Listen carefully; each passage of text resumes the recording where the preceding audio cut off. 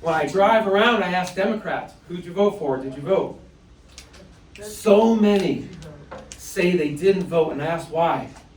And they say, I didn't feel like I had someone to vote for.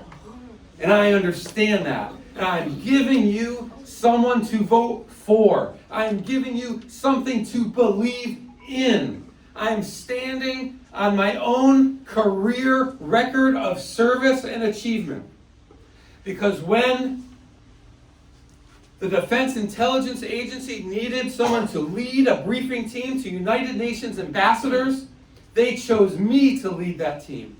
When we needed a person to lead a briefing team for the Vice President of the United States, not the good one we all liked, one of the other ones, but when they needed someone to lead the briefing team to the Vice President of the United States, they chose me.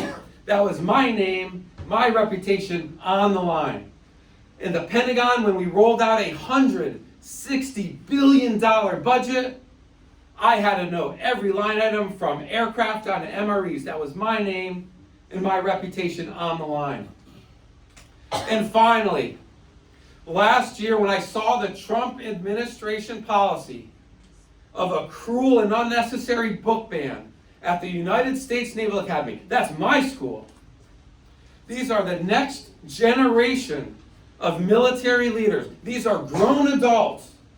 They do not need to be protected by a book ban. In fact, they need to know all the history they can. The highs, the lows, the victories, the struggles. Yes. They need to know all the history. And we cannot allow them to whitewash the history. I said, not at my school. So I put together a coalition of 1,200 people from around the country. I flew all the way to Annapolis, Maryland. I said, you can ban the book from the library, but you can't stop me from buying copies of all those books. And I handed them out one by one. That's right. Yeah. And at the end of the week, we were vocal. We were loud. We were visible. We were boots on the ground. Exactly what they don't want. That's exactly what scares them. And we looked around. And they reversed the policy. They overturned it. They caved in. Folks, I stood toe-to-toe with the Trump administration. I looked them in the eye, and we came out on top. Yeah. Yeah.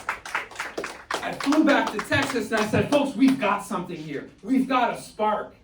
It's when you make a promise and then keep that promise. That's the spark. When you make a pledge and you put your boots on the ground to keep that pledge, that's where we have the spark. And I said, if I can do it once, if I can beat the Trump administration once, we can do it again. And here we are fighting